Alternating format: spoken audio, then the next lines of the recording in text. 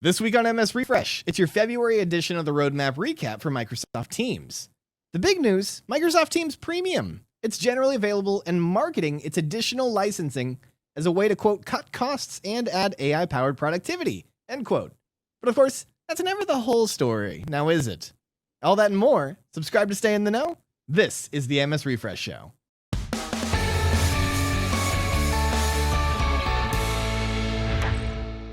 Hi there, and welcome to the Matt and Sean 365 Refresh Show. This is episode 78 for the work week of February 6th, 2023, and this month's episode dedicated entirely to the Microsoft Teams news and updates.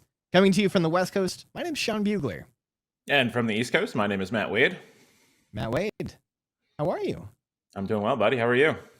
I'm doing all right. I mean, I'm not nearly as I assume relaxed as you after your jaunt up to the Northeast to relax in your vacation villa. Yes, it's actually we like to call it a chateau. It is often that's an even better name. And it just kind of pushes the snobbiness because all of Eastern Massachusetts and Cape Cod is named after everything in England. So it really just kind of pushes that historic connection to Mother England there with a little bit of French reference. So that's super good. But yeah, no, it was good. Little weekend. It must be so strange to hear people say with no irony some of the names up there. Oh yeah, Belchertown is a good one. That's on the way out. And everything has a ham at the end, or Inkton, or something like that. Wareham, Eastham. You don't pronounce the ham. There's no ham in any of these things. They're just there. Yes, we're gonna go to the grocery store, to the Piggly Wiggly in Grand Worthingham. I think I prefer the Star Market or the Shaw's. I'm a big fan of Shaw's. I don't think I've been to a Shaw's. Is that the actual name, or is that with like a Massachusetts, like Boston accent? I mean, it depends on how local the locals are, but yeah. Sure. Also, we're going to Shaw's. Right. Well, you're getting a little into Staten Island, I think there, but yeah. Oh, that's my bad. It's okay. It's the same thing, right? Boston, Staten Island, they're basically equal. Don't say that out loud. They're gonna come for us in the comments. Yeah, no. They're gonna come for us. We have a really large Staten Island audience. No, this is gonna get physical. And I want everybody to go to you. I, a New Yorker, understand and respect the difference between the two cities. So you, a West Coaster, they can beat you up. Let them come to Oakland. Mm-hmm. Yeah, they may. Be careful.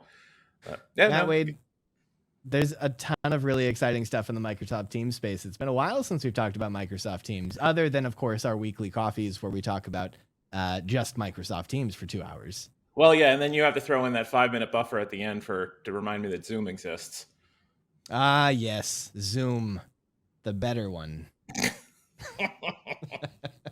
Although there is a lot to be said about the AI stuff that they're throwing into that, and I think there's more for us to talk about in that space. Definitely. You ready to dive into the news? I am absolutely ready. Let's do it. This is the news.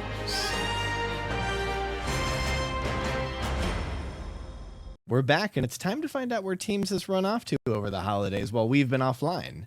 Starting with Teams collaboration. Coming this month, you'll be able to everyone in a group chat to send a notification to everyone. This will never be abused. Also this month, expanded profile cards will provide their contact data, custom properties, and LinkedIn information. Got to make that money back somewhere. By March, you should be able to also add your pronouns to the card, and it will surface insights such as birthdays, everybody's favorite, career changes, and pending invites. Productivity has never been better. Extending from its recent home in Outlook for the web, suggested files is coming to Teams chats, so you can have one-click add to add files that might, keyword there, might be relevant to the conversation based on AI input. They're just going to throw AI into everything. Foreshadowing. And finally, clicking a chat in search results will link to the full chat regardless of the age of the message or conversation. And lastly, Teams is finally going to get on the targeted release bandwagon that's announced just a few days ago. Targeted release as an option for the Teams client should be available in March. Jumping over to Teams meetings, Gallery View now includes pagination, so you can click through pages of galleries for large meetings. Isn't the max like 49? How many people are in your meetings? The meeting toolbar is getting an update that pulls some key features out of the drop-down menu and into the main toolbar. The drop-down menu also got a flyout menu for related features to make it shorter and easier to traverse. That's available in public preview today. Starting this month, you can send targeted notifications to specific people in a meeting, apparently using a bot. It'll be interesting to see what that actually looks like. Co-organizers are finally able to manage breakout rooms as of last month, something we've been asking for a while. And PowerPoint Live now lets you magnify a shared slide so it's easier to read. Or, presenters could finally learn that they don't need 500 slides or 500 words on a slide ever. Your activity feed will soon let you call someone back after missing a call, adding further anxiety to clicking the missed call activity notification. Does it call them back or doesn't it? I don't want to talk to them. I just want to clear the notification. Ultrasound howling detection, which is a great name for a band. A term we've never heard before to refer to that banshee sound that happens when you've got multiple devices near each other on the same meeting, causing a feedback loop. Well, now that will automatically mute devices that are near each other to stop the sound from happening. And that's an increasing problem as we start to dive into this hybrid meeting universe. That's coming in March. And for the 12 of you who use Meta Workplace, that's Facebook's productivity tool, you can now stream Teams meetings using Meta Workplace Live. And to bring us on home, Teams webinars. When setting up a webinar, it's now easier to designate co-organizers and add presenter bios, as well as theming for the webinar. And lastly, registration for webinars now lets you set registration capacity up to 1,000 people. Plus, you can accept private questions and set terms and conditions requirements as a part of the registration process, which is super useful if you're going to be talking about your upcoming crypto project and you want to lead with a hold harmless. That was the news. Nicely done, Mr. Bugler, as Thank usual. you very much. I appreciate that. I work hard on that. And by work hard, I mean read good. It's always fun to watch you talk about Microsoft Teams. It really is. I think one of the most interesting parts about my job at MTC is we don't use Teams at all. And so when people find out, like they see the microphone and the camera, because I don't use like a worse microphone or camera at work, like why would I?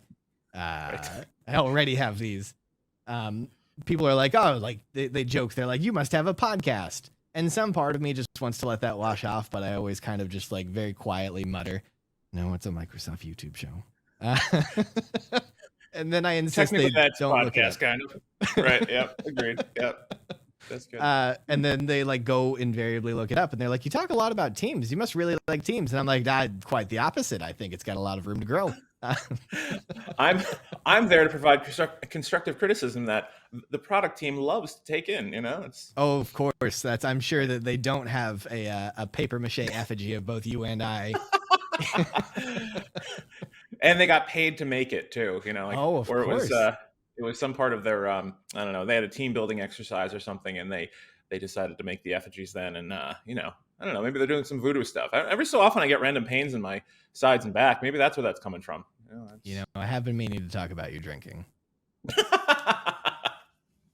I mean, I have an MRI to show you why I get pains in my back, but I'm just going to blame it on the product group, right? It's the team's product group as their voodoo doll, and they're just doing their thing. Somewhere in the background, they're all high-fiving. They're like, it worked. This wasn't just cathartic, it was successful. Exactly. All right. There's a ton of really exciting stuff. It was, granted, I think contrary to what we saw last week with Microsoft 365, there were some updates, but there weren't a ton until last week with the announcement of Microsoft Teams Premium, which we knew was coming. Yeah. But they really, really pushed that. I'd love to hear from your perspective, because I think obviously we saw this train coming. Was it everything that we expected Teams Premium to be? Well, I think I'll talk a little bit, take a bit of a step back, because not only did the Teams Premium stuff come out, but also the roadmap hadn't seen new Teams items added until late January and early this month. With a number of things, but almost everything that was added in January and February is coming out either January, February, March. So there are a number of additional features, and I think some of those things are being tied into or are a result of the premium features that are going to be out there. Even if they're not premium, they're kind of connected or like related in some way. Yeah. So some of those things are actually kind of interesting, especially like with the webinars, webinar updates. Webinars is going to be much more like live events in the Teams premium experience, but some of those features get rolled out to the regular webinars too. But let's talk a little bit about what Teams Premium is. Just a reminder, because I think that was announced at Ignite maybe in October. Yeah, they alluded to it, and they drilled into it in much more detail, I think, just shortly thereafter. Yep. It was apparently in a public preview in January and then went live also in January. Interesting preview model, but whatever. So the basics behind it are that it's going to be $10 per user per month. And that's on sale right now for $7 per user per month up until the end of June. So the blue light special. Get your $3 off per month now. Comes with a 30-day free trial if you want to try it out. I don't know if that's applicable to like your entire tenant worth of users or if it's only for some individuals that are testing it and seeing what you can do with it. But the big picture features are branded entry, join, and lobby experiences so that you can kind of have that context when somebody joins, they know they're in the right place, and it kind of makes them feel good about your brand. Virtual appointments, so B2C, so business to consumer, and meeting templates, so you could have specific meeting types, whether it's a customer call or it's a information call or something like that. Then live translation captions, which I think, I don't want to speak too outside of my knowledge base here, but I want to say it was like 100 languages perhaps. Which was a big one, especially in Europe. The feedback when that was announced initially was, ooh, like that's not really cool to put that behind a $10 per month. Especially since that feature existed. Awesome. Yeah, I think that's really the only feature, because I know a lot of people are kind of saying that Teams Premium is sort of taking things out. I don't really think there are really many. No, the live captions and live translation, I think, were the big examples of that. And granted, they're big ones, but yeah, there aren't nearly as many as I think are being made up. It's not even live captions. Live captions is still going to be there. it's the live translation, the captions for live translation. It's the fact that it's going through. Yeah, because live captions, that's a an ADA feature effectively. Sure. And I think they would get a lot of crap if they didn't include that, or if they took that out and took it away from what people already had. Then there's an update to the webinars experience. So it's going to look a lot more like Teams live events. So you can actually push out and kind of plan the content that you're pushing, as opposed to it being basically just a meeting with all of the boxes, the 7x7 that you had mentioned earlier. And then some upgraded meeting recap experiences. So there is a meeting recap already, kind of that one central place you can go. If you click on the meeting in your Teams calendar, it'll show you after the meeting, a tab for your chat. It'll show you the meeting recording, all the meeting assets. So that would be like a attendance list and your transcript and things like that. This is going to be more AI driven. So it's actually going to use what is it? GPT 3.5, I think it is, whatever the OpenAI underlying model is, to take all of the conversation that happened during the meeting and then summarize that using its AI model. And then the meeting recordings will have personalized jump points to when you happened to join or leave the meeting. And then the meeting recording will also, and this says it's AI driven, which is total BS if you ask me, it will have AI driven automated chapters during a PowerPoint Live presentation. Now I'm curious. When you say BS, like I'm curious to get your take on you don't think there's AI involved? It's 100%. It's just noting when you press next slide, and it just makes the chapter whatever the name of the slide is. Like, is that AI? I don't know. No, that's a fair question. I think it'll be interesting to see if that's the end of it. Like if it may not be, but or whether it takes like verbal cues, but then there's a regional component to that. Because I mean, the cadence and the way that we communicate in the United States is not the way that people communicate in Switzerland. So it'll be interesting to see if they are going so low hanging fruit as just big visual change on screen, or if there's some other aspect to it that they're keeping an eye on. Yep. And then the new security features. So you will be getting the ability to do end-to-end encryption. Now, it's going to turn off a lot of stuff in the meeting. It is a very sort of, I don't know, it's a harsh feature to turn on because it means that a lot of the things that you would otherwise use in a meeting will have to be disabled for you to get that E2E encryption. Watermarks. So if you are able to say download the video, it will have a watermark with your email address on it. So if you leak it, people will know exactly who it came from. And then sensitivity labels, which will be available to anybody who currently has an E5 license, because those sensitivity labels are part of the security and compliance Microsoft Purview dealing that comes with E5. And I think my big picture sort of takeaway here is that these features are going to be really useful for organizations that have a lot of customer interaction, because you get that branding experience. Webinars are going to be better and more about the audience, and not so much about the people presenting. So the audience having a clean UX, as opposed to right now where you can see literally everybody in a webinar. And live events doesn't currently have the registration feature, which really live events is kind of the webinar, or the OG webinar feature from Teams. It's just they didn't toss that registration stuff into live events.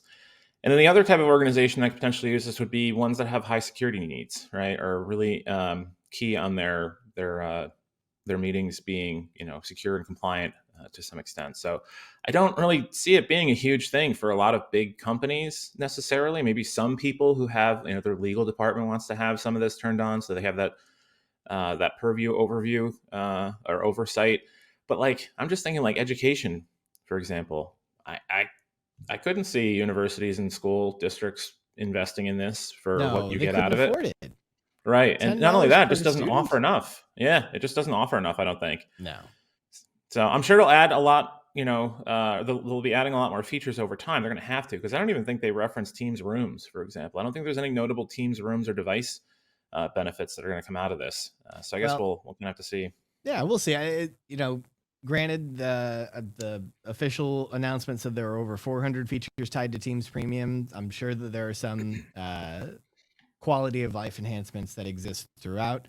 I would hazard a guess is to say that when Microsoft Places launches, hopefully within the next couple of months, we'll see whether there's a Teams Premium bump to that. Plug into that? Yeah. Maybe. So one thing, just some real-time fact checking here. There are actually a couple of things being taken from Teams Basic, I guess, now to Teams Premium. One was live translated captions, which we just talked about. Custom organization together mode scenes, which is not a big one, but a nice one. No, but yeah, right. So there goes the Simpsons couch. There were a handful of virtual appointment features that were available while they were developing it that are now being moved over to Teams Premium. So those are the big ones. Okay. They did say that there's a grace period for people who rely on those features, and rely is a strong word, but people who those are not, use those features, there's a 60-day grace period from the announcement for existing Microsoft Teams users for live translated captions. So 60 days to figure out if you've got the money for this or not. Right. And for virtual appointment features, only 30 days from the announcement. So it's kind of an interesting one for the translated captions. If let's say you're a multinational corporation and you have a number of locations across the world and you want to have a big town hall or something, if whoever is presenting is in the language that most people speak, I wonder if there's, organizations out there that would say, all right, we'll turn it on for, the 30% that are, non-English speaking or non-primary language speaking for that benefit. Just because there's just, or just for the sales team, right? For sales and customer facing people to do meetings and have the, the B2C thing and the branded entry. I can definitely see this being applied to individual groups. Is this something you think that Microsoft would let you license piecemeal? Or is this I don't know. I guess Premium where you don't get to cherry pick. You license Team Premium for one, you license it for all, because that's an increasingly popular SaaS pricing strategy. Totally. You don't get premium for 5 of them. You get premium for all of them. Yeah. I guess I haven't seen anything in the documentation that says you can't do that. So I guess I just kind of assumed, especially given the price, right? Like Sure. $10 a month is nothing to sneeze at. I mean, what's E5 right now? Oh, 25, 35 a month, maybe. Oh, I think it's higher than that. I think it's 50 something. We'll look at it and we'll throw it back up. I had a couple of thoughts on this. One of the ones that what did you find it? Yeah, $38 a month. So it's more than a quarter that. Yeah, it's more than a quarter of the overall O365 license experience, and that's kind of a lot. That's and like almost 4 Cortanas. That is almost, well, yeah, but this is 1 Cortana, right? Like that's Teams Premium is 1 Cortana. That's a lot. At least until what did we figure out? September they're turning. It was September 1st. Yeah, September 1st they're phasing this out because apparently none of you cheapskates were spending $10 a month on Cortana's scheduling ability, and now you've killed her. Are you happy? Again, Cortana's dead again. It's actually killing the whole Halo franchise. Did you know that? They're actually going to kill the whole Halo franchise in September. Unbelievable. All of nobody you could flush out the $10 a month. It's crazy. Did you mention intelligent recap at all? Yes.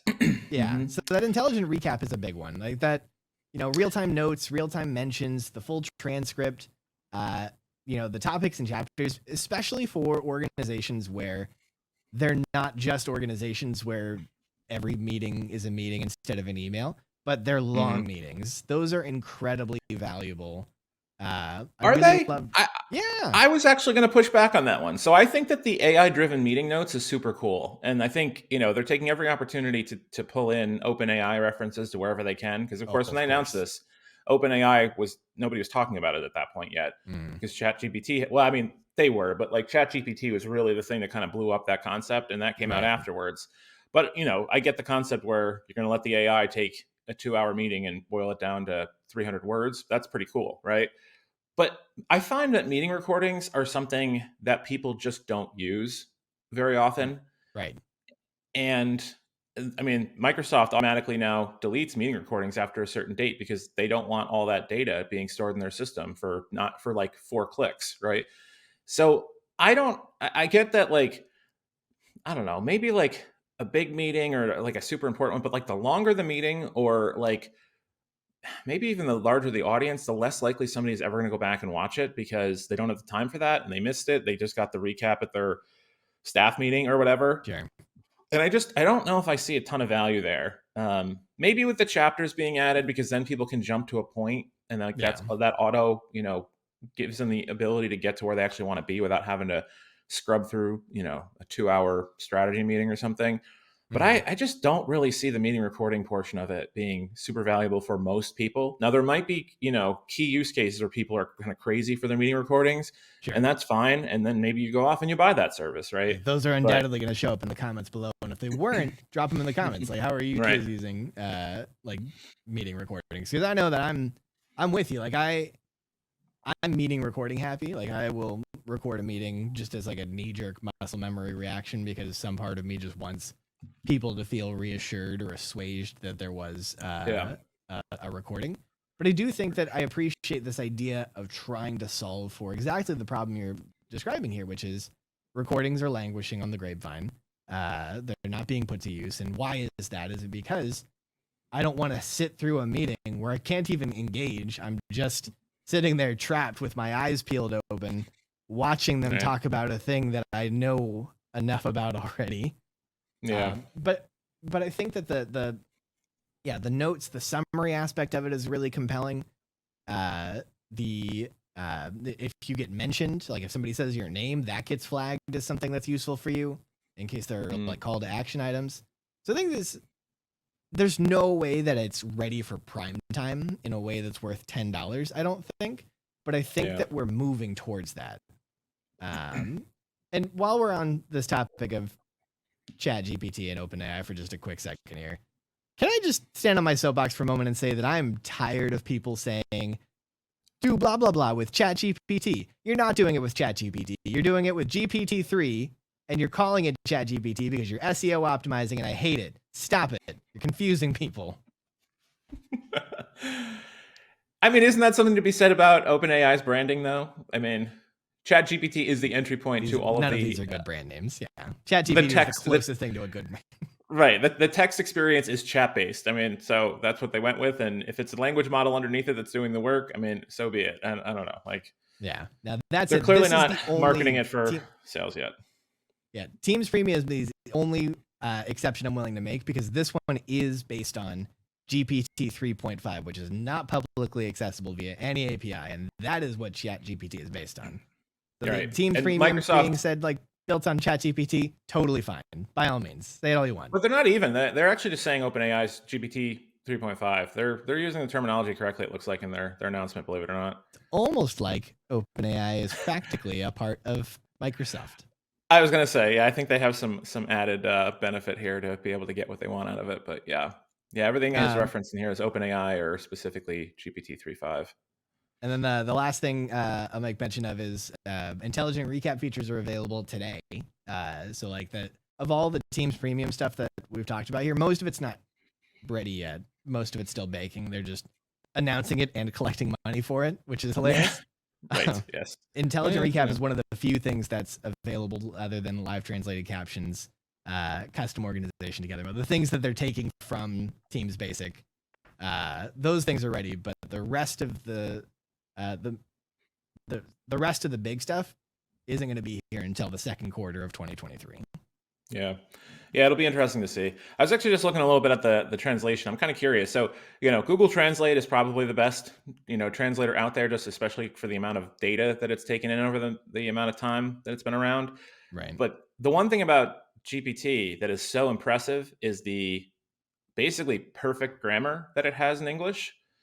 And I'm curious if any of that stuff is going to help with translation, because translation is still not great. Like whenever I want to grab a quick translation of something, it will, I can get a good idea. But if I were to ever like say something to somebody else in their language, I would have to ask somebody else who I know is fluent in that language to confirm that it's correct, because I would feel awkward if I, misuse terms or something. And I'm kind of curious if OpenAI is going to, if the models that they have, because I'm sure they're pulling not just English language content from the internet, is able to give us a significant leap in translation features. And then at what point would that service become available to teams for this? Because that would make the experience for the person who's seeing the translation significantly better, because machine translation is still, it's not crap, but it's not good either. Right. But the it's grammar, still very literal.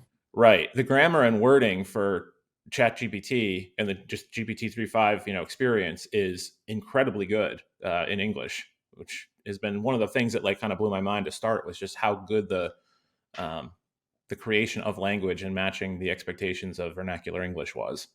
I saw somebody say online once that ChatGPT writes with the confidence that white men speak.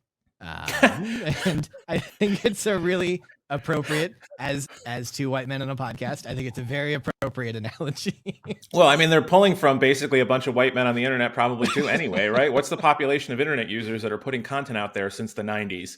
Mostly white men to start, at least, And to that end, building on your previous point, I think that I would have some concern with them taking live translated content and running it through to try and, I guess, clarify to build a model. Right. Well, so I don't think they'll do that. Well, actually, I don't know. AI has a black box. They might. I would be a little concerned about them taking the machine translated output, feeding it through a model, and trying to clean it up into something that feels more cohesive, because now you're playing two games of telephone. You're playing the translation game and the what do you think this means game, which may take you in a completely different direction. Yep, totally. No, I get that. And just aren't like most of the major language models out there all like based on the Enron emails too, from like, I don't know, 2001 or whatever it was. Yeah, there's I'll drop a link in the show notes. There's a good podcast episode. So there's very few places where people can get natural language from a trove of natural language examples. in like conversational style. Yeah, especially in like a business setting, to use that as sort of the basis of, like predictive text. I think that was essentially where that language model came from, is the predictive text that you see like in Gmail at first, and then in Outlook, and then others. I'm pretty sure came from, or a good portion of it came from the dump of the Enron emails. And the reason that they had access to it was because it became public as part of the court case, and then or not public, it became I don't know, accessible released, through yeah. the. Yeah, well, I don't think it was like fully. It was so early that it wasn't like you could just dump it online, or if you Right. could, like people just wouldn't care. But there was definitely payment, if I remember correctly, payments being made between organizations, because I think Google realized, holy crap, like this is really high quality language usage, and we need this to seed our any language model or thing that we're going to do. But the problem with that, of course, is that you're dealing with a bunch of accountants and other people in finance using whatever financial terms. It's a bunch of white men, especially back then. So the terminology and whatnot was tainted, to say the least. But it was really at least a speaks starting to the point bias because concerns of large language models. correct, yeah, and that's and I think that's a lot of where a lot of those bias concerns came from, because until the internet had all the data that it has, even in 2010, because I think Enron was late 90s, early 2000s, there just wasn't that amount of content that was available out there. Wikipedia didn't, came out in like 2001, maybe Facebook 2004, Reddit 2008, 2009, maybe. And like a lot of that content is now being used as the basis because that is conversational. But it also, for a lot of people, when they post online, they're anonymous. So it doesn't matter what they say or how they say it. They don't care if they have spelling errors. They don't care if they have grammar errors. They don't care if they don't capitalize. But when you're at work, generally you want to be seen as respectable by your colleagues. So you're more apt to follow the rules of grammar and the rules of spelling and things like that. So you have a higher quality, I guess, or at least like more by the books example of how English is used vernacularly, but still within kind of the rules that are expected within the language. Sorry, linguistics is something that very much fascinates me. No, this is fascinating. Yeah, so I will see if I can find the episode. I don't know if that was Reply All or if it was 99PI, something like that. I'll drop that in the show notes. It's very interesting. Well, I'm looking forward to checking that out. That sounds interesting. It also makes me mildly concerned that our large language models are powered by criminals. Not everybody there was a criminal. Oh, okay. So here we're gonna draw the moral gray line of just because you follow orders, you're not a criminal. Ooh, well, I think we're gonna return to 1930s Germany pretty quick as we continue this conversation, I think. Anywho, we might need to cut this. It's okay. The other thing that kind of came up, jumping from Teams Premium, was did you see the Stream Deck, the updated Stream Deck that is now Teams specific? There's no greater reminder that Microsoft is run by nerds than the fact that this was such a big story. I have no use for it. I've never had one. I don't get why it's so useful. I have one and I never use it. Like they're pretty buttons. I use it to turn my lights off and I turn them back on. And that's about it. Yeah, that's a good reminder. Key lights are very important, kids. Yes, right. I saw the example of the photos with 6 of the buttons were the reactions in Microsoft Teams, and I'm thinking to myself, for meetings, not for like a conversation. I'm thinking to myself, boy, those are very spamming the button. Those are some pretty expensive buttons just for me to never click the heart and react in a meeting with a heart, right? Like, I realize it's all examples. You can change the buttons to be whatever you want, but still, it's just like... No, you're 100% right, though. Like, those were your earth-shattering examples. And again, like, it's company buying for nerds. Definitely. Am I glad that that companies are making more Stream Deck stuff? Sure, because maybe I'll actually use mine. Yeah. The fiance and I were watching Shark Tank last night, and it was something from last week, and there was somebody there pitching something called the copy keyboard, and he literally had built a keyboard with just 2 buttons. One button copied the text, and the other button pasted the text. And she's like, this is the most ridiculous thing ever. Who would ever do this? And I'm like, well, I mean, Control-C, Control-V, like your fingers can be kind of in a weird position or whatever. And if you can just press those buttons, I could see that being useful, especially for people that do a lot of work in like spreadsheets and things like that. And she just looks at me, she's like, no. And I said, well, actually, there's something very similar to this that's out there that the nerds are already pretty, they're already going pretty crazy over. And I pulled up the post about the Stream Deck update, and I'm like, this is only for Microsoft Teams. At least copy paste is across all of the video tools. But Sure. and I realize you can do a bunch of other things. And I'm like, but look at this. It has a Photoshop button on it. I'm like, do you know what that button is for? It just launches the Photoshop app, because you can't click it yourself, right? Which and is she's the like, same button you'd click on your desktop. Right. Exactly. And she's like, you got to be kidding me. And I'm like, nope, this guy on the TV, he may have something going. Like this speaks to a lot more people in the world than Stream Deck does. And Stream Deck does plenty of business, it looks like. So they actually did that with Stack Overflow made that Control-C, Control-V for like an April Fool's joke, and people loved it so much that they actually made it. Yeah, they'll drop that in the show notes as well, because I think they still sell it. I'm pretty sure this guy got a deal too. I want to say Damon had invested in the company. I can't remember. Let that be a lesson to you aspirational sharks out there, that you can just steal ideas from April Fool's jokes. Gmail, Overflow, copy paste button. Definitely. But, all right. Well, I think that's probably good. I hope everybody now feels a little bit more comfortable or confident about what Teams Premium is, and whether or not you got to start thinking, do you want to get it? Is it worth it? Can you afford it? In times like these where companies are making the most profits they have ever had, and people and off in still. This economy, right? Eggs are $6. I'm not buying Teams Premium for $10. How many people are you going to have to lay off to justify the upgrade to get that end-to-end encryption for that meeting that has nothing really sensitive in it? I guess you'll have to see. Guess we'll get there. Anyway, I think that about does it. So thanks so much for watching. As always, a like and subscribe is much appreciated. Leave a comment below to start the discussion. Sean, thanks so much for joining me this week, and looking forward to seeing you and everyone else again next week.